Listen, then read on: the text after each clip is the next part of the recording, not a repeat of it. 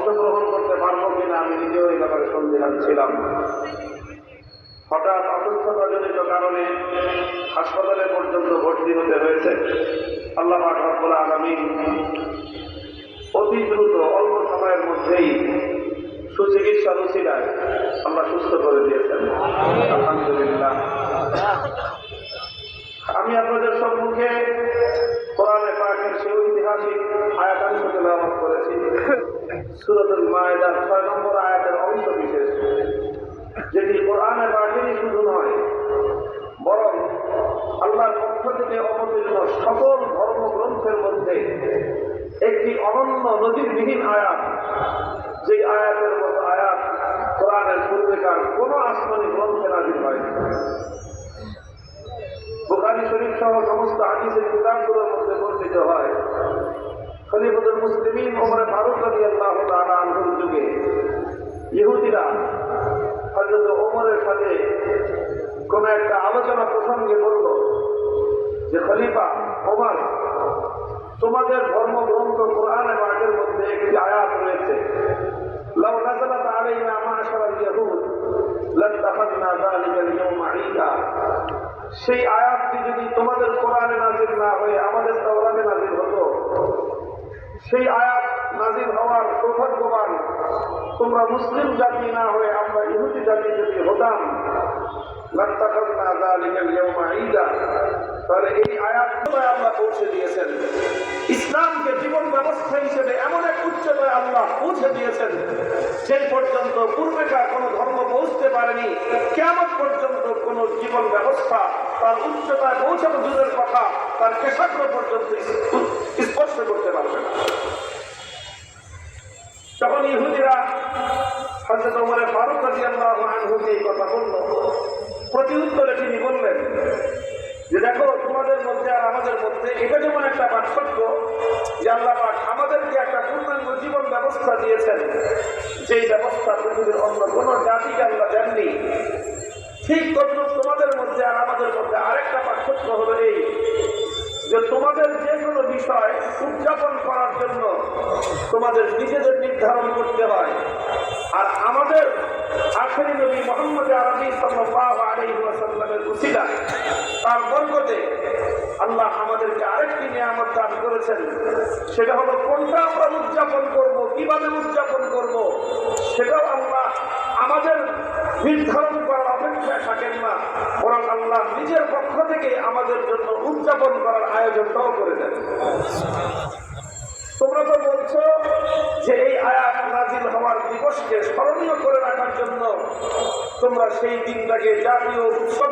আরাফার ময়দানে আল্লাহর নবী সমস্ত সাহাবায়ে কেরাম নিয়ে হজের সবচেয়ে গুরুত্বপূর্ণ আমল আরাফার উকুফরত অবস্থায় জবল রহমতের উপর আল্লাহ পাক এই আয়াত নাযিল করেছেন। সুবহানাল্লাহ। কাজেই আমরা কি উদযাপন করব? পৃথিবীতে এর চেয়ে কোনো শ্রেষ্ঠ দিন তো হতেই পারে না। খায়রু ইয়াউমিন তালাআত আলাইহি শামসু ইয়াউমু আরাফা। বছরের 360 রাতের মধ্যে শ্রেষ্ঠতম রাত হলো লাইলাতুল কদর, আর 360টা দিবসের মধ্যে শ্রেষ্ঠতম দিবস হলো জিলহজ মাসের 9 তারিখ আরাফার দিবস। সেই দিনকে আল্লাহ পাক এই আয়াতটি নাযিল করার জন্য নির্বাচন করেছেন। অর্থাৎ আল্লাহ পাক এই আয়াতটিকে এমন একটা দিন নাযিল করেছেন সেই দিন এই বিশ্ববাসীর সামনে ইসলামের সর্বোচ্চ বিজয়ের যে আনুষ্ঠানিকতা উদযাপিত হচ্ছিল। আল্লাহ নবী মক্কা বিজয় করেছেন। মক্কা বিজয় করে পবিত্র মক্কাকে সমস্ত শিরক জাহিলিয়ত থেকে মুক্ত করেছেন। পবিত্র মক্কার প্রতি ইঞ্চি মাটিকে সমস্ত মূর্তি এবং শিরকি সংস্কৃতি থেকে মুক্ত করেছেন। 1 বছর পর্যন্ত আল্লাহ নবী মক্কাকে পবিত্র করেছেন। পুরো পবিত্র করার পর আল্লাহ নবী তার 23 বছরের জীবন দিয়ে গড়া সাহাবায়ে কেরামের পবিত্র জামাতের পূর্ণ সদস্যদেরকে নিয়ে মক্কার দিকে তিনি হজের সফর করেছেন। সেই হজের সফরের সবচেয়ে গুরুত্বপূর্ণ দিন আরাফার দিন। আরাফার মাঠে জবল রহমতের উপর উকুফরত অবস্থায় আল্লাহ পাক রব্বুল আলামিন এই আয়াতটি নাযিল করে ইসলামের ইতিহাসের সর্বোচ্চ ধর্ম মুহূর্তে আল্লাহ সবচেয়ে গুরুত্বপূর্ণ ঘোষণাটি দান করেছেন। اليوم أكملت لكم دينكم وأتممت عليكم نعمتي ورضيت لكم الإسلام دينا ভাই, আমাদের বাংলা ভাষায় একটা কথা বলে যে যদি এমনিতেই কোনো ভালো কোনো নিয়ামত পাওয়া যায় তো মানুষ সেটা পায়ে ফেলে যায়।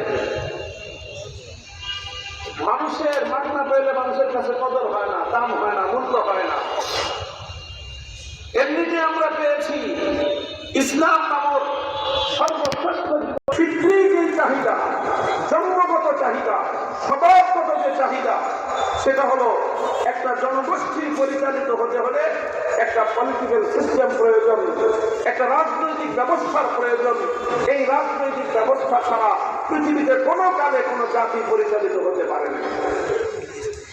এমনকি যদি কোনো ডাকাত গোষ্ঠী, কোনো অন্যায়কারী গোষ্ঠী, অপরাধী গোষ্ঠী, তারাও যদি সম্মিলিতভাবে কোনো কাজ করতে চায়, তাদের মধ্যে একটা নেতৃত্বের প্রয়োজন হয়। নেতৃত্ব প্রতিষ্ঠিত না হলে একটা ডাকাত গোষ্ঠীও তাদের ডাকাতির কাজ পরিপূর্ণভাবে পালন করতে পারে না। একটা সন্ত্রাসী গোষ্ঠীও যদি তাদের সন্ত্রাসের কাজ পরিচালনা করতে চায়, তাহলে তাদের মধ্যে নেতৃত্ব ছাড়া, কমান্ড ছাড়া এবং একটা শৃঙ্খলা ছাড়া সেই সন্ত্রাসী গোষ্ঠীও তাদের সন্ত্রাসী কাজ সুচারুরূপে পরিচালনা করতে পারে না। ডাকাতরা ডাকাতি করতে হলে নেতৃত্বের প্রয়োজন হয়, সন্ত্রাসীরা সন্ত্রাস করতে হলে নেতৃত্বের প্রয়োজন হয়। সন্ত্রাসকে নির্মূল করতে হলেও আপনাকে একটা নেতৃত্বের প্রয়োজন হবে। অকল্যাণ করতে হলে যেরকম নেতৃত্ব ছাড়া একটা গোষ্ঠী সম্মিলিতভাবে কোনো অকল্যাণ করতে পারে না, সেই অকল্যাণকে রোধ করে আপনি যদি কোনো একটা কল্যাণকে প্রতিষ্ঠা করতে চান, নেতৃত্ব নির্বাচন করা ছাড়া, একটা নেতৃত্বের অধীনে সম্মিলিত হওয়া ছাড়া কোনো একটা কল্যাণ জাতির মধ্যে, জনগোষ্ঠীর মধ্যে প্রতিষ্ঠিত করা পশ্চিমকালেও সম্ভব নয়। এই যে মানুষের স্বভাবের চাহিদা, এই চাহিদা পূরণ করার জন্য আল্লাহ পাক রব্বুল আলামিন নবী আল্লাহ নিজে সিলেক্ট করতেন। কোন ইলেকশনের মাধ্যমে নবী নির্বাচিত হতেন না, বরং স্বয়ং আল্লাহর পক্ষ থেকে নির্বাচনের মাধ্যমে, নির্ধারণের মাধ্যমে, সিলেকশনের মাধ্যমে আল্লাহ পাক রব্বুল আলামিন নবী প্রেরণ করতেন। আল্লাহ যাকে নবুয়ত দান করতেন, সেই জাতির জন্য আল্লাহ যাকে নবী হিসেবে প্রেরণ করতেন, সেই জাতির জন্য, সেই জনগোষ্ঠীর জন্য, সেই জনপদের জন্য তিনি নেতা হিসেবে আল্লাহর পক্ষ থেকে নির্ধারিত থাকতেন। তিনি হবেন আল্লাহর পক্ষ থেকে এই জমিনে আল্লাহর প্রতিনিধি। এই জন্য প্রত্যেক নবীকে যেরকম বলা হতো নবীউল্লাহ, কোন কোন নবীকে বলা হতো রাসূলুল্লাহ, প্রত্যেক নবীর আর একটা অভিন্ন উপাধি ছিল খলিফাতুল্লাহ। প্রত্যেক নবী আল্লাহর জমিনে আল্লাহর খলিফা হতেন। প্রত্যেক নবী আল্লাহর জমিনে আল্লাহর নামাজ আদায় করো।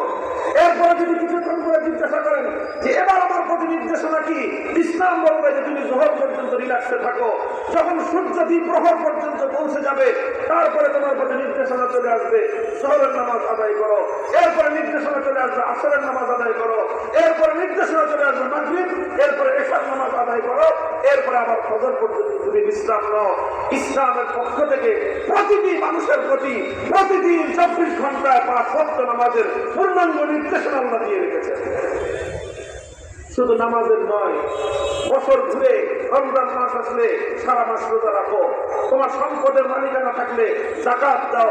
জীবনে একবার আল্লাহর ঘর বাইতুল্লাহ জিয়ারত করতে হজে যাও। এভাবে পূর্ণাঙ্গ নির্দেশনা রয়েছে ইবাদত সংক্রান্ত বিষয়ে। ইসলাম যেরকম মানুষকে তার ইবাদত কিভাবে করতে হবে এই বিষয়ে নির্দেশনা দিয়েছে, ঠিক তদ্রূপ ইসলাম নির্দেশনা দিয়েছে তুমি তোমার ব্যবসা বাণিজ্য কিভাবে করবে, তুমি তোমার অর্থনৈতিক লেনদেন কিভাবে পরিচালনা করবে। কারো কাছ থেকে যদি তুমি কোনো লোন নিতে হয়, ঋণ নিতে হয়, সেই ঋণটা কিভাবে নিবে, সেই ঋণটা যদি আবার তোমাকে ফেরত দিতে হয় কিভাবে তুমি ফেরত দিবে। তুমি যদি কারো কাছ থেকে টাকা নিয়ে তুমি যদি শেয়ারিং ব্যবসা করতে চাও, একজনের অর্থ আরেকজনের শ্রম, কিভাবে সেই তুমি শেয়ারিংটা করবা। অথবা দুইজন যদি পুঁজি বিনিয়োগ করে তুমি যে কোম্পানির সিস্টেম ব্যবসা করতে চাও, আমিও পুঁজি দিলাম তুমিও পুঁজি দিলা, দুইজন আবার পরিশ্রম করবো, শেয়ারিং বিজনেস কিভাবে করবা, পরিপূর্ণ নির্দেশনা ইসলামের মধ্যে রয়েছে। এবং এই সকল সিস্টেমকে কেন্দ্র করে আজ সারা পৃথিবীব্যাপী যে ব্যাংকিং ব্যবস্থা গড়ে উঠেছে, সেই ব্যাংকিং ব্যবস্থার বিকল্প ব্যবস্থা হিসেবে ইসলাম যে অর্থ ব্যবস্থা দিয়েছে, ইসলামী ব্যাংকিং এর মূলনীতির আলোকে আজকের 21শ শতাব্দীর সারা দুনিয়ার আন্তর্জাতিক অর্থনৈতিক সমস্ত কার্যক্রমকে পরিচালনা শুধু নয়, নিয়ন্ত্রণ করার মতো নির্ভুল একমাত্র ব্যবস্থা ইসলাম দিয়েছে, পৃথিবীতে আর কেউ দিতে পারে না। আমি শুধু আপনাদের বুঝাবার জন্য আমি এটা বলছি, কারণ আমি যখনই ইসলামকে নিয়ে আলোচনা করি তখন আমাদের অনেক ভাইয়ের মধ্যে এমনকি অনেক সরল প্রাণ অনবহিত, আমি অজ্ঞ বললাম না, অজ্ঞ বললে অনেকে মাইন্ড করবেন যে আমাদেরকে মূর্খ বললেন, আমি বললাম অনবহিত, জানেন না, খবর পান নেই। বহু মানুষ আছে অনেক জানেন কিন্তু ইসলাম সম্পর্কে জানার সুযোগ আপনার হয় নাই। অনেক পড়াশোনা করেছেন, ইসলাম নিয়ে পড়বার মতো সময় আপনি পান নাই। আপনি অনেককে জেনেছেন কিন্তু আপনার মালিকের বিধান জানবার মতো সুযোগ আপনার হয় নাই। এই জন্য আমি আপনাকে খুব কোনো দোষ দিচ্ছি না, মূর্খ বলছি না, আপনাকে অজ্ঞ বলছি না, কিন্তু অন্তত অনবহিতটা আমাকে বলতেই হবে। তারা মনে করে যে যারা অর্থনীতিতে ইসলামকে বাস্তবায়ন করতে চায়, স্বাভাবিকভাবেই যে ইসলাম ধর্মের অনুসারী সে যদি অর্থনীতিতে ইসলামকে অনুসরণ করতে চায়, তাহলে একজন হিন্দুও তার ধর্মের আলোকে অর্থনীতিতে হিন্দু ধর্ম ব্যবস্থা চাইতে পারে, একজন খ্রিস্টান অর্থনীতিতে তার খ্রিস্ট অর্থ ব্যবস্থা, তার পূর্ণাঙ্গ রূপরেখা আমি বিশ্ববাসীর সামনে উপস্থাপন করতে পারবো। এবার আমি পাল্টা একটা চ্যালেঞ্জ ছুড়ব পৃথিবীতে অন্য সবগুলো ধর্মাবলম্বীদেরকে, হিন্দু, বৌদ্ধ, ইহুদি, খ্রিস্টান, উল্লেখযোগ্য 4টা ধর্মের নাম মেনশন করে আমি বলতেছি, তোমরা তোমাদের একটা সিস্টেম দেখাও আর 21শ শতাব্দীর 2024 সালের এই শেষ লগ্নে এসে যে পৃথিবীতে হিন্দু ধর্মাবলম্বী হিন্দু ধর্মের অনুসরণে একটা আন্তর্জাতিক হিন্দু ধর্ম ব্যবস্থা যেভাবেই হোক তোমরা সেটা প্রণয়ন করে আনো, তোমাদের ধর্মগ্রন্থের আলোকে। ইহুদিরা আনো, খ্রিস্টানরা আনো, বৌদ্ধ ধর্মাবলম্বীরা আনো, যে তোমাদের ধর্মগ্রন্থের মূলনীতির আলোকে পৃথিবীর অর্থ ব্যবস্থা 21শ শতাব্দীর অর্থ ব্যবস্থা এভাবে চলা উচিত, 21শ শতাব্দীর ব্যাংকিং ব্যবস্থা এভাবে চলা উচিত, 21শ শতাব্দীর একটি রাষ্ট্রের রাষ্ট্রীয় বাজেট এই হওয়া উচিত, 21শ শতাব্দীর একটি রাষ্ট্রের বার্ষিক রেভিনিউ কালেকশন কিভাবে হওয়া উচিত, একটি রাষ্ট্রের রাষ্ট্রীয় এক্সপেন্ডিচার কিভাবে হওয়া উচিত। এই শুধুমাত্র মূল নীতিগুলো কোন একটা ধর্মাবলম্বীরা নিজ নিজ ধর্মের মূল গ্রন্থের নীতি থেকে শুধুমাত্র একটা ব্যবস্থা তোমরা সামনে আনো। আল্লাহর কসম খেয়ে বলি, 2024 সালের ডিসেম্বর মাস পর্যন্ত এসে এই গোটা মহাবিশ্বের মধ্যে, আসমান আর জমিনের মধ্যে কোন ধর্ম যদি অর্থনীতির কোন সিস্টেম দিয়ে থাকে, একমাত্র ধর্মের নাম হলো ইসলাম, একমাত্র ধর্মীয় অর্থ ব্যবস্থার নাম ইসলামী অর্থ ব্যবস্থা। আমি তুলনামূলক বিশ্লেষণে গেলাম না যে কোনটা উত্তম কোনটা অনুত্তম, তুলনা তোমরা হবে। আগে তুমি একটা ব্যবস্থা দিবা, তারপরে তো তুলনা করবো। আরে খেলা তো হবে, আরে খেলতে হলে তো 2 পক্ষ লাগবে। তুমি তো খেলার মাঠে রেফারি নামার আগেই চলে গেলে সীমান্তের ওপারে, তোমার সাথে খেলা হবে কিভাবে? তুমি তো কোনো প্লেয়ার নামাও নাই, নামালে খেলা হলে তারপরে জাতি দেখতো যে কার খেলা ভালো, কে জিতে কে হারে। এখানে তো কোনো খেলোয়াড়ই নাই। আলহামদুলিল্লাহ, আজ বাংলাদেশের রাজনীতির মাঠে যেরকম বিগত 15 বছরের প্রতাপশালী সেই স্বৈরাচারী ফ্যাসিবাদীরা যেভাবে খেলার মাঠ থেকে খেলা শুরু হওয়ার আগেই বিদায় নিয়েছে, ঠিক তদ্রুপ অর্থ ব্যবস্থার ক্ষেত্রে ধর্মের পক্ষ থেকে যদি কোনো অর্থ ব্যবস্থাকে যদি চাওয়া হয়, রিকমেন্ডেশন দেওয়া হয়, যা তোমার ধর্মের কাছে কি অর্থ ব্যবস্থা আছে, তোমার ধর্ম ব্যবস্থার কাছে কি অর্থ ব্যবস্থা আছে, আল্লাহর কসম খেয়ে বলে ইসলাম অকবার পাবে। অন্য কোন ধর্মাবলম্বীরা ন্যূনতম প্রতিদ্বন্দ্বিতার জন্য কোন অর্থ ব্যবস্থা সাবমিটই করতে পারবে না। এটা কি আমি ঘরের কোনায় সুন্দর লাগায় গোপনে গোপনে কানে কানে বলতেছি? আমি বলে যাচ্ছি সিলেটের ঐতিহাসিক রেজিস্ট্রারি মাঠে হাজার হাজার মানুষের মঞ্চে এই যে মিডিয়া আছে, আমার এই বক্তব্য রেকর্ড হচ্ছে, আমার এই বক্তব্য যাবে সারা জাতির কাছে, বিশ্ববাসীর কাছে। আমার এই বক্তব্য থাকবে বহুকাল, বছরের পর বছর, যুগের পর যুগ। যতদিন বক্তব্য থাকবে ততদিন আমাদের পক্ষ থেকে ওপেন চ্যালেঞ্জ থাকবে। এই চ্যালেঞ্জ আজ নতুন আমি দেই নাই, এই চ্যালেঞ্জ আজ নতুন আমি দেই নাই। আরো বহু বছর পূর্ব থেকে এই প্রসঙ্গে আলোচনা আসলে আমরা এই চ্যালেঞ্জ ঘোষণা করছি। আজ পর্যন্ত হিন্দু ভাইয়েরা কোনোদিন বলে নাই যে হুজুর এই যে আমাদের পক্ষ থেকে হিন্দু অর্থ ব্যবস্থা, কোনোদিন কোন ইহুদি বলতে পারে নাই এই আমাদের পক্ষ থেকে ইহুদি অর্থ ব্যবস্থা, কোনোদিন খ্রিস্টানরা বলতে পারে নাই সারা দুনিয়ার সমস্ত পৃথিবীর সমস্ত নেতৃত্বের ক্ষমতা খ্রিস্টানদের কক্ষিগত। পৃথিবীতে সবচেয়ে বেশি সংখ্যাগরিষ্ঠ মানুষ হল খ্রিস্ট ধর্মাবলম্বী। সারা দুনিয়ার নেতৃত্ব খ্রিস্টানদের হাতে। এত কিছু, সারা দুনিয়ার অর্থনীতি, সমস্ত শক্তি তাদের হাতে, তাদের হাতে অর্থনীতি, তাদের হাতে সমরনীতি, সামরিক শক্তি সব তাদের হাতে। কিন্তু খ্রিস্ট ধর্মের আলোকে একবিংশ শতাব্দীর বিশ্ব অর্থ ব্যবস্থা কি হতে পারে? একটা ব্যবস্থা তোমার শুধুমাত্র সাবমিট করো, তুলনা করার দরকার নয়। তোমরা যদি সাবমিট করতে পারো, আমরা আমাদেরটা প্রত্যাহার করে তোমাদেরটাকে বিজয় ঘোষণা করবো। পারবা না, আলহামদুলিল্লাহ পারবে না কেউ। এই কথাটা এত আত্মবিশ্বাসের সাথে কেন বলি আমরা? এই জন্যই আমরা বলতে পারি, কারণ আমাদের তুলনামূলক ধর্মতাত্ত্বিকরা প্রত্যেকটি ধর্মের ধর্মগ্রন্থ অ্যানালাইসিস করে এ কথা স্পষ্টভাবে জাতির সামনে পরিষ্কার করে দিয়েছেন। অন্য কোন ধর্মগ্রন্থগুলোর মধ্যে মানব জাতির জন্য আধুনিক যুগের অর্থ ব্যবস্থা সংক্রান্ত পূর্ণাঙ্গ কোন নির্দেশনা নাই।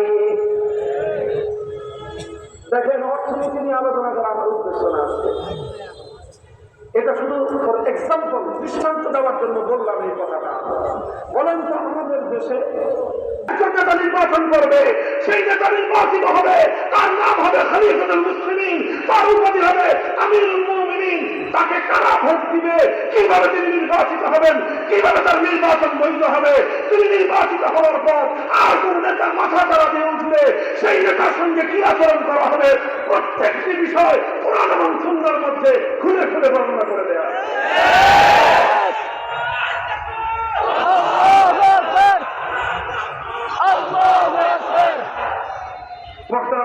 বলতে পারেন অন্য ধর্মগুলোর মধ্যে কি নাই? বলতে পারবে না। বললে তোমরা বাংলা বলতে হবে তোমাদের ধর্মগ্রন্থে নাই। বিজেপি বলবে কংগ্রেস মানবে না, মোদী বলবে রাহুল মানবে না। মোদী বললে নিজেরটা বলবে তার ধর্মগ্রন্থে নাই, নিজে আজকে বানায় বলতে হবে রাহুল গান্ধী সেটা মানবে না। আমাদেরটা আমি যেটা বলবো খেলাফত মজলিস, বাংলাদেশ খেলাফত মজলিস যেটা বলবে, জমিয়ত উলামা ইসলাম সেটাই বলবে, ইসলামী আন্দোলন সেটাই বলবে, জামাতে ইসলাম সেটাই বলবে, সারা দুনিয়ার সমস্ত ইসলামী দল এক কথা বলবে, কিন্তু কোনো কথা কারো কাছ থেকে শুনবে না।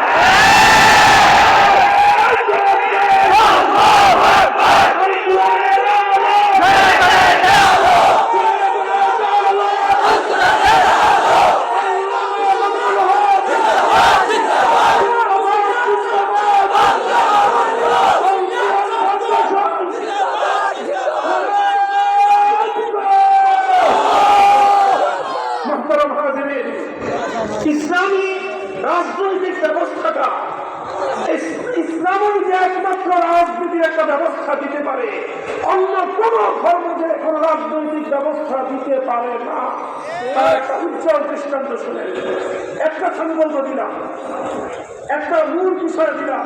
দেখেন, রাজনীতির একটা মৌলিক প্রশ্ন হলো নেতা নির্বাচন হবে কিভাবে? কথা বলেন। আপনি আমাদের দেশের এই যে রাজনীতির সমস্ত সংকট থেকেই যে প্রধানমন্ত্রী নির্বাচিত হবে কিভাবে? কথা বলেন, ঠিক না ঠিক?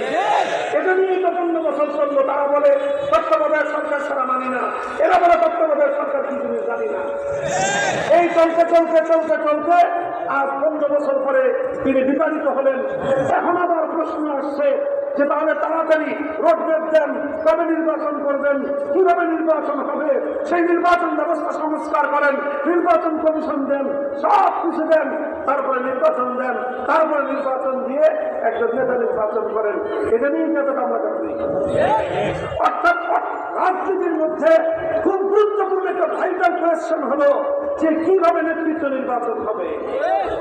যদি আমাদেরকে বলে ইসলামের কাছে হুজুর নেতৃত্ব নির্বাচনের কি পদ্ধতি আছে, আলহামদুলিল্লাহ চ্যালেঞ্জ ঘোষণা করে শতভাগ কনফিডেন্স আত্মবিশ্বাস নিয়ে বলতে পারবো এই মহাবিশ্বের মধ্যে আজ পর্যন্ত ইসলাম নেতৃত্ব নির্বাচন করবার যে নির্ভুল পদ্ধতি দিয়েছে পৃথিবীর কোন সিস্টেম সেটা দিতে পারে না। কিয়ামত পর্যন্ত সেটা সম্ভব নয়।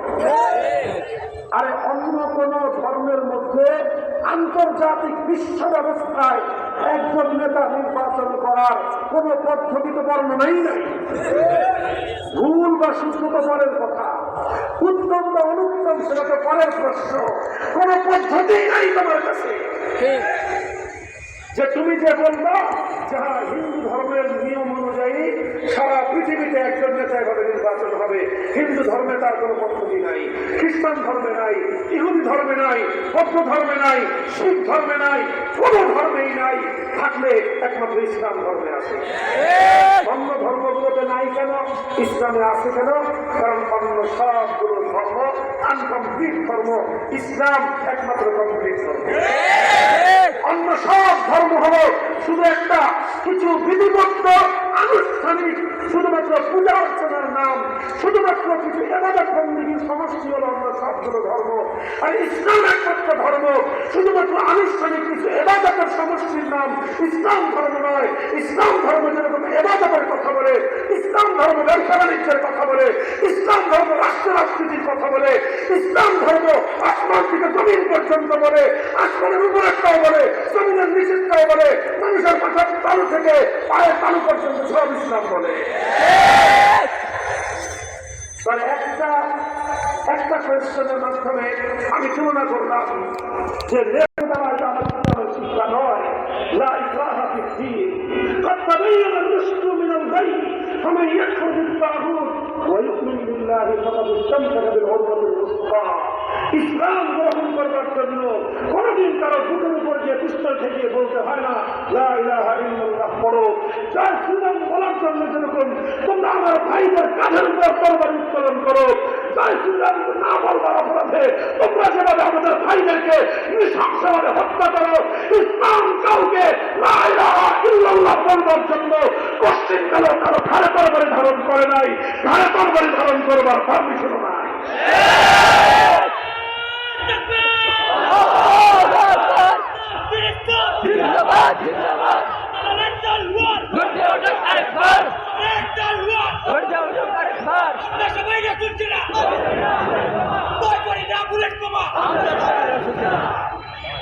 আরেকটা সিম্পল, আরেকটা গুরুত্বপূর্ণ প্রশ্ন উত্থাপন করি। এই যে মনে করেন যে ইসলামী রাষ্ট্র ব্যবস্থা যদি প্রতিষ্ঠিত হয়, যদি ইসলামী প্রিয়াঙ্কা গান্ধীর মুখ থেকে নয়, আমরা তোমাদের ধর্মগ্রন্থের রেফারেন্সে জানতে চাই, বলো হিন্দু রাষ্ট্রে মুসলিমের কি অধিকার? বলো তোমার ধর্মগ্রন্থের আলোকে তুমি বলো একজন মুসলমানের অর্থনৈতিক কি নিরাপত্তা থাকবে? বলো তোমার ধর্ম কি বলেছে? তুমি বলো তোমার ধর্মগ্রন্থে কি বলেছে একজন মুসলমানের পারিবারিক নিরাপত্তা কিভাবে থাকবে? তুমি বলো তোমার হিন্দু রাষ্ট্রের মধ্যে একজন মুসলিমের ধর্মীয় নিরাপত্তার বিষয়ে তোমার ধর্ম কি বলে? কোন কথা বলতে পারবে, কোন জবাব নাই। কারণ এই বিষয়ে তাদের ধর্মগ্রন্থে কোন আলোচনা নাই, এই বিষয়ে খ্রিস্টানদের ধর্মগ্রন্থে কোন আলোচনা নাই, ইহুদিদের ধর্মগ্রন্থে কোন আলোচনা নাই।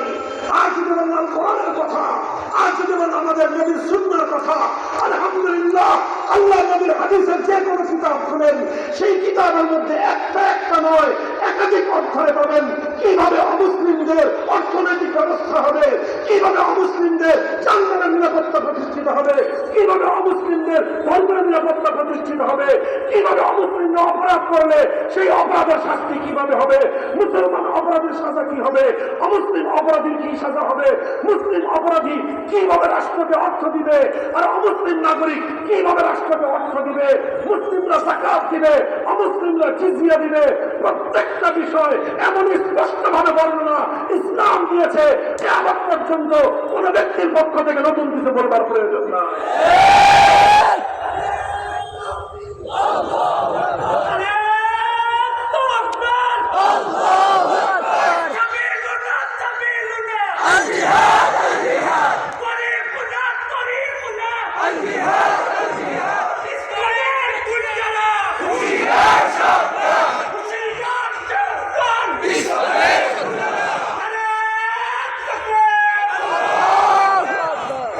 আলোচনার সঙ্গে সামঞ্জস্য রেখে স্লোগান দিবেন। ইসলামের মধ্যে একমাত্র রাজনৈতিক সিস্টেম আছে, অন্য কোন ধর্মের রাজনৈতিক সিস্টেম নাই। আমি দুটো কথা বললাম, এই দুটো প্রশ্ন শুধু প্রশ্ন নয়, চ্যালেঞ্জ হিসেবে থাকলো। শুধু মুসলমানদের কাছে নয়, সকল ধর্মাবলম্বীদের কাছে থাকলো।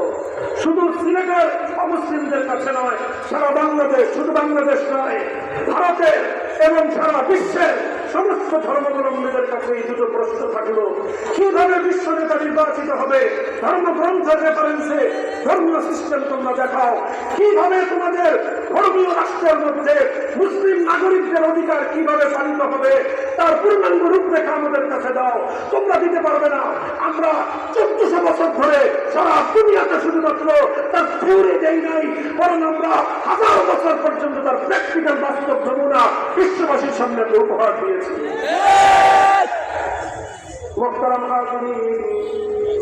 কথা লম্বা নয়, মূল এই জায়গাটায় অমীমাংসিত যেই প্রশ্নের সমাধান করতে হবে আমাদেরকে, সেই সমাধান আজ আমরা 75 বছর পৌনে 1 শতাব্দী পর্যন্ত তাই নাই। আজ বাংলাদেশের 5ই আগস্টের বিপ্লব পরবর্তী বাংলার মাটিতে সেই অমীমাংসিত প্রশ্নের সমাধান আদায় করতে হবে।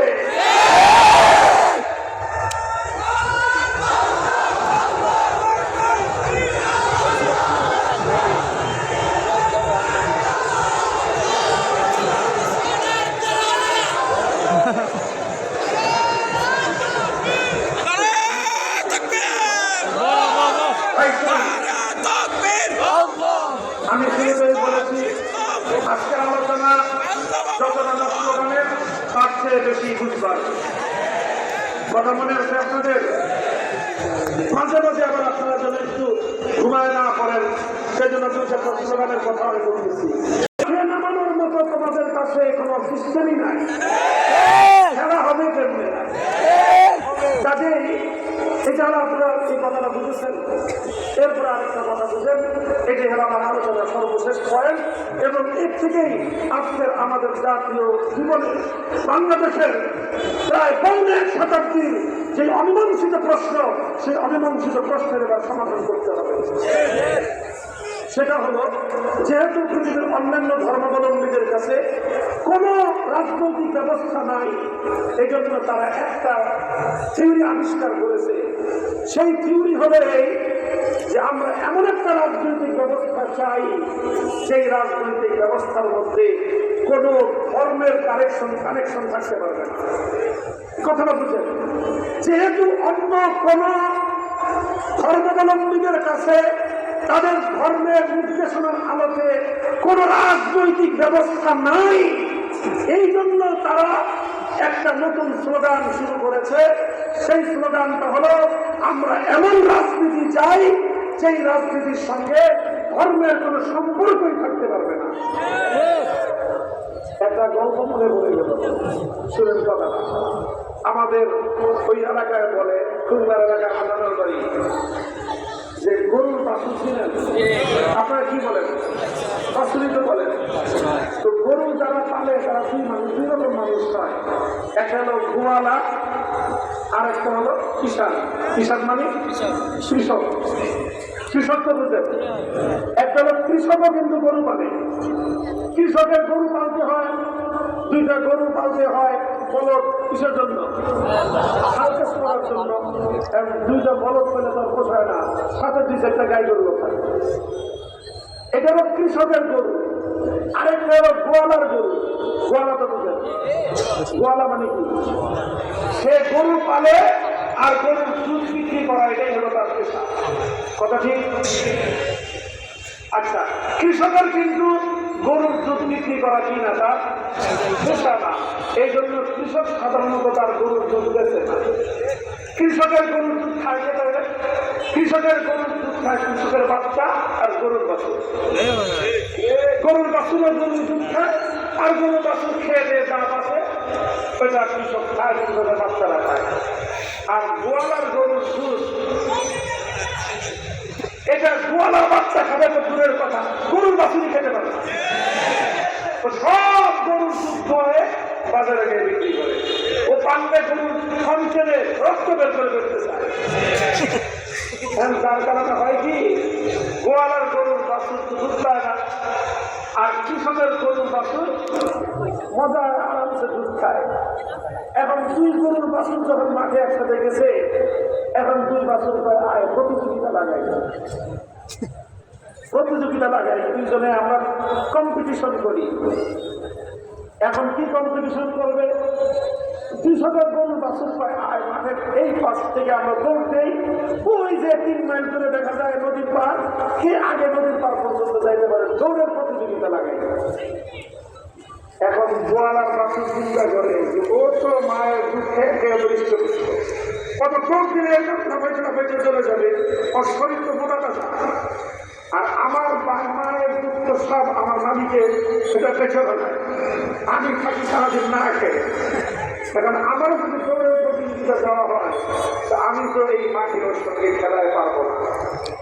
এখন গোয়ালার বাছুর কৃষকের বাছুরকে বলে যে না, এই দৌড়ের প্রতিযোগিতা হবে না। তাহলে কি প্রতিযোগিতা হবে? কয় কে কত বেশি এক জায়গায় বসে অলসের মতো ল্যাপ নাড়াইতে পারে, সেই প্রতিযোগিতা। বুঝলেন না এই কথা? দেখবেন কৃষকের গরুর বাছুর, বাছুর মানে ছোট বাচ্চা। আরে মানুষের ছোট বাচ্চাও তো শুধু এক জায়গায় যদি পছন্দ তুমি একটা 1.5 বছরের 2 বছরের একটা বাচ্চাকে যদি বলেন যে তুমি 10 মিনিট শান্ত বসে থাকো, পারবেন? যে তুমি নড়াচড়া করবো না, 10টা মিনিট তুমি শান্ত বসে থাকো, আপনি যত ফজিলত বর্ণনা করেন, কোনো বাচ্চাকে আপনি 10 মিনিট বসে রাখতে পারবেন না। কারণ বাচ্চা মানুষ, তার স্বভাবের মধ্যেই সেটা নাই। তো মানুষের বাচ্চা যদি 10 মিনিট বসে না থাকতে পারে, তো গরুর বাছুর বসে থাকবে। এই জন্য গরুর বাছুর কিন্তু খুব দৌড়ায়, খুব লাফায়, কিন্তু গোয়ালার বাছুর কত লাফাতে পারে না। কারণ তার পেটে খাবার নাই, ক্ষুধার কারণে ও সারাদিন বসে থাকে আর অলসের মতো লেজ না। তো এই জন্য বলে কৃষকের বাছুর বলে যে আসো দৌড়ের প্রতিযোগিতা লাগাই, কে কার চেয়ে বেশি জোরে দৌড়াতে পারে। আর গোয়ালার বাছুর বলে যে আসো লেজ নাড়াই, কে জায়গায় বসে বেশি লেজ নাড়াইতে পারে। যেহেতু ইসলাম ধর্ম বিশ্ববাসীর কাছে চমৎকার ভাবে রাজনৈতিক বন্দোবস্ত দিতে পারে, সমস্ত জাতি এবং ধর্মের সমগ্র মানুষকে নিয়ে একটা রাজনৈতিক চমৎকার সিস্টেমে গোটা সমগ্র জাতিকে পরিচালনা করার মতো ব্যবস্থা দিতে পারে, এই জন্য ইসলাম সব ধর্মাবলম্বীদেরকে বলে আসো, তোমার কাছে কোনো ব্যবস্থা থাকলে দাও, তোমার কাছে কোনো ব্যবস্থা থাকলে সাবমিট করো, আমিও সাবমিট করবো, প্রতিযোগিতা হবে, কার ব্যবস্থা দিয়ে এই পৃথিবীর মানুষের সব ধরনের অধিকার নিশ্চিত হতে পারে। আসো প্রতিযোগিতা হবে। অন্য ধর্মাবলম্বীরা রাজনৈতিক ব্যবস্থার সাথে হিন্দু ধর্মের সম্পর্ক থাকবে না, এমন রাজনৈতিক ব্যবস্থা চাই যার সঙ্গে খ্রিস্টান ধর্ম, বৌদ্ধ ধর্ম, ইহুদি ধর্মের কোনো সম্পর্ক থাকবে না। সুতরাং এগুলোর যেহেতু কোনো সম্পর্ক থাকবে না, এই জন্য ইসলামের কোনো সম্পর্ক রাজনীতির সঙ্গে থাকতে পারবে না।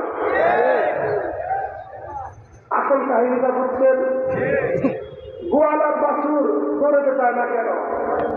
কারণ সে জানে তাদের কাছে ধর্মের আলোকে রাজনৈতিক কোনো ব্যবস্থা নাই। ইসলাম শুধুমাত্র চায় যে ইসলামের প্রত্যেকটা ব্যবস্থা যেরকম ধর্মের আলোকে পরিচালিত হবে, রাজনীতিও ইসলামের আলোকে পরিচালিত হতে হবে। এটা ইসলাম শুধু চায় না, বরং ইসলাম এটা কম্পালসরি করে দিয়েছে, ম্যান্ডেটরি করে দিয়েছে। তুমি যদি মুসলিম হয়ে থাকো, তুমি যদি নিজেকে ইমানদার বলে দাবি করো, তোমার ব্যক্তি জীবনে ইসলামকে মানতে হবে, পরিবার জীবনে ইসলামকে মানতে হবে, বিবাহ সাথীতে ইসলামকে মানতে হবে, ব্যবসা বাণিজ্যে ইসলামকে মানতে হবে, রাজনীতিতে ইসলামকে মানতে হবে। নামাজকে না মানলে যেরকম ইসলাম অনুসরণ করা যায় না, রোজা না মানলে যেরকম মুসলমান থাকা যায় না, ইসলামী রাজনীতি না মানলেও মুসলিম থাকতে পারো না, ইমানদার থাকতে পারো না।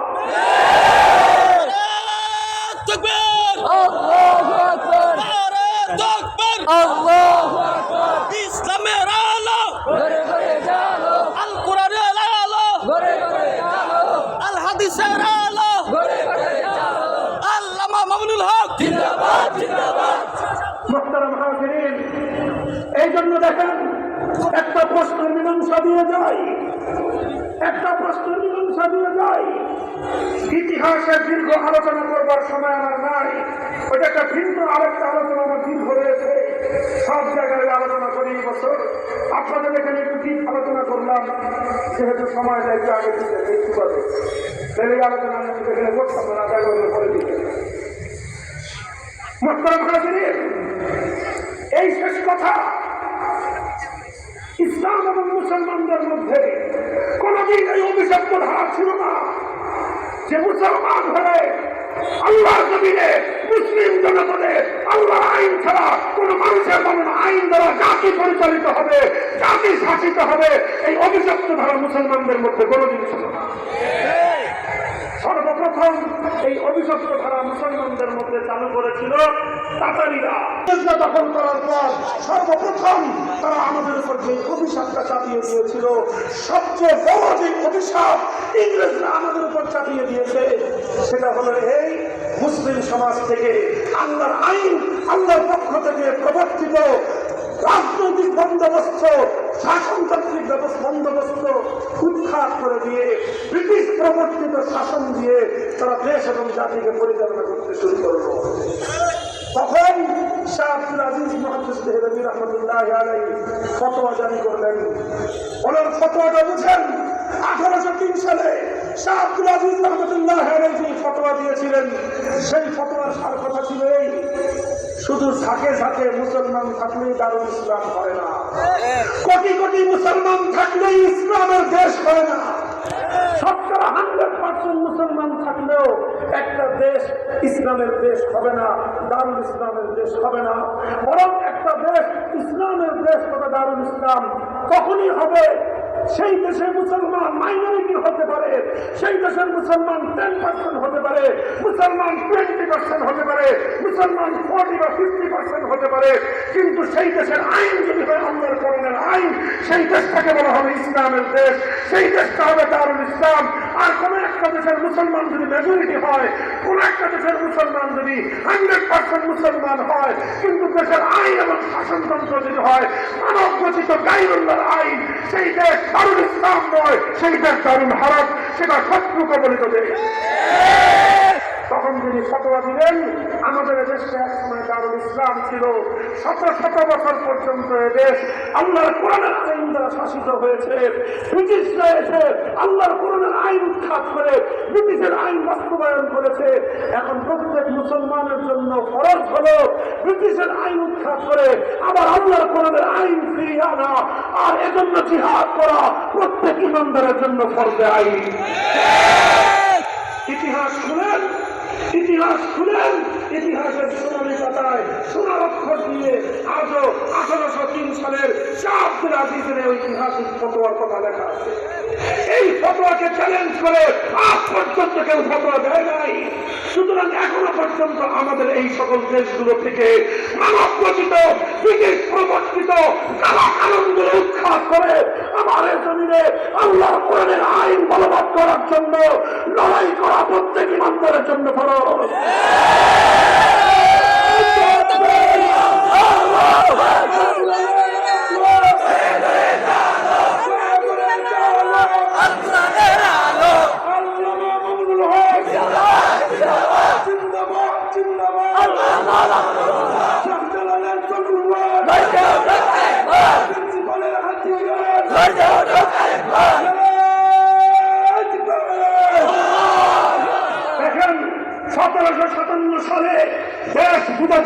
ব্রিটিশদের হাতে গেল, দেশটা দারুল ইসলাম থেকে দারুল হরবে পরিণত হলো।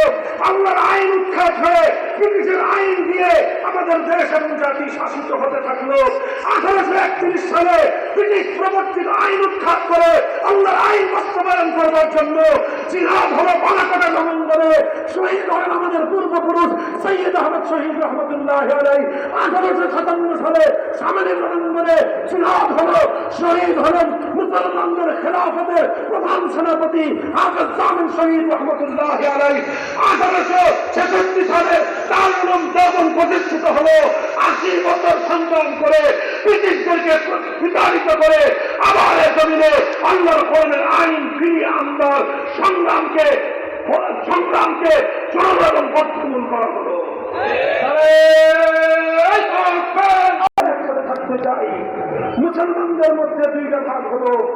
মুসলমানদের মধ্যে অধিকাংশ মুসলিম বলল যে না, আমরা চেয়েছিলাম, আমরা শুধু মানচিত্র চাই নাই, আমরা শুধু পতাকা চাই নাই, আমরা শুধু ভূগোল চাই নাই, আমরা শুধু মাটি চাই নাই, আমাদের প্রাণের চাওয়া ছিল আল্লাহর কোরআনের আইন।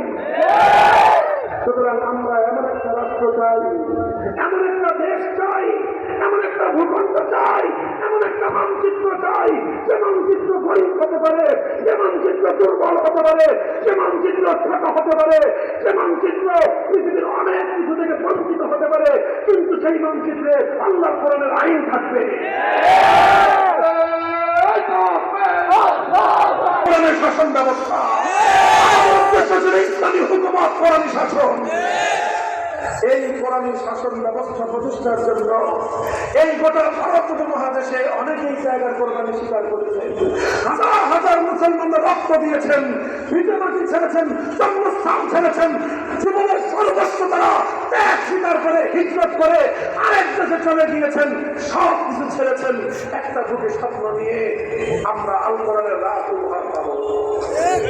মুহতারাম হাজিরিন, ও হৃদয় বিদারক যে তথ্য সেটা হলো এই আল কোরআনের রাত কায়েম করবার জন্য, ইসলামী হুকুমত বাস্তবায়নের জন্য যারা সবচেয়ে বেশি ত্যাগ কোরবানির যন্ত্রণা পেশ করেছে, এটা বেলুচিস্তানের মুসলমানরা নয়, পাঞ্জাবের মুসলমানরা নয়, এটা সেই খাইবার পাখতুনখোয়ার মুসলমানরা নয়, সীমান্ত প্রদেশের করাচি লাহোরের মুসলমানরা নয়, সবচেয়ে বেশি রক্ত জীবন ত্যাগ আর স্যাক্রিফাইস স্বীকার করেছে বাংলার মুসলমানেরা।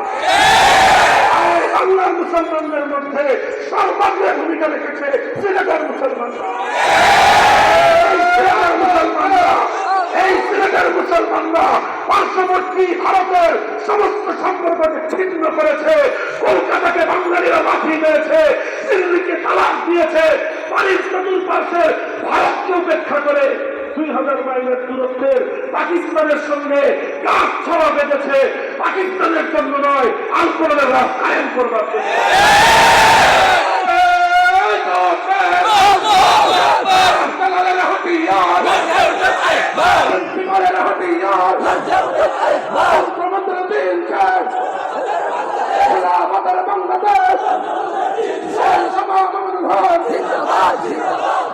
মুহতারাম হাজিরিন, দুঃখ এবং পরিতাপের বিষয়, পাকিস্তান কায়েম হয়েছিল এই অঙ্গীকারের উপর, এই ওয়াদার উপর, এই কমিটমেন্টের উপর যে এই পাকিস্তানে মুসলমানদের দেশে কোন মানুষের আইন চলবে না, ব্রিটিশের প্রবর্তিত শাসন চলবে না, মানব প্রকৃত কোন আইন দিয়ে এদের শাসিত হবে না, এদেশের সংবিধান হবে আল কোরআন, এদেশের রাষ্ট্র ব্যবস্থা হবে ইসলামী নিজাম, নিজামের শরীয়তের দ্বারা ইসলামী হুকুমত চলবে।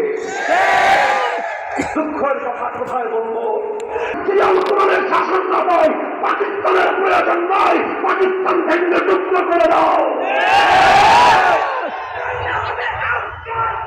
মুহতারাম হাজিরিন, ভাঙল পাকিস্তান, পাকিস্তান দুই টুকরা হলো।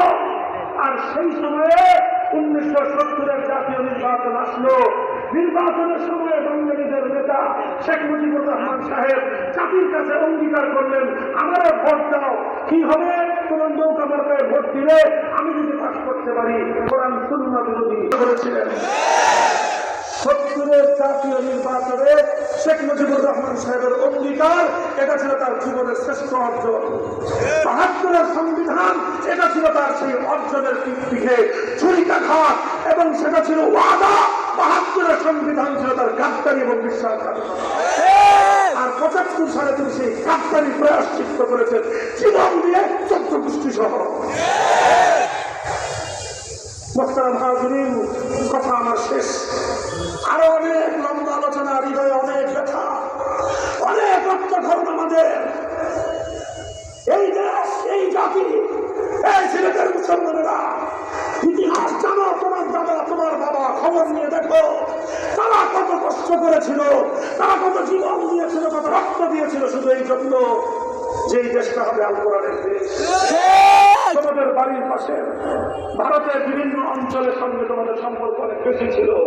এই সিলেট অঞ্চল কোথায় ছিল? কিশোর অঞ্চল, আসাম। সিলেট এবং আসাম একাকার ছিল। সিলেট তো আসামের সঙ্গে থাকার কথা। সিলেটের মানুষ আসাম থেকে বিচ্ছিন্ন হয়েছিল, রক্তের সম্পর্ক ছিন্ন করেছিল, ভৌগোলিক সম্পর্ক ছিন্ন করেছিল, মানচিত্রের সম্পর্ককে ছিন্ন করে আল কোরআনের সম্পর্ককে তারা প্রাধান্য দিয়েছিল। আর আজ কোথায় তোমাদের সেই ওয়াদার বাস্তবায়ন? কোথায় তোমাদের পূর্বপুরুষদের সেই স্বপ্নের বাস্তবায়ন? আজ সময় এসেছে, এখন আমাদের বললি, লাউডলি, স্পষ্ট ভাষায়, জোর গলায় কথা বলতে হবে। এখন ভারত তার স্বরূপ প্রকাশ করতেছে। ভারতের আধিপত্য থেকে বাঁচতে হবে, সংবিধান থেকে, ভারতীয় সংবিধানের মূলনীতি, ভারতের নিরপেক্ষতা, এটা পরিরঙ্গায় ভাসিয়ে দিতে হবে, ভাসিয়ে দিতে হবে। সীমান্তের ওপারের মাল ওপারে আবার পাঠায় দিতে হবে। মুসলমানদের দেশে ১০০ বছর ধরে আমরা যেই চেতনার জন্য লড়াই করেছি, আমাদের বাপ-দাদারা যেজন্য জীবন দিয়েছেন, মানচিত্র করেছেন, রক্ত দিয়েছেন, আমরা এমন একটা সংবিধান চাই যেই সংবিধানে অন্তত একটা নীতি থাকবে।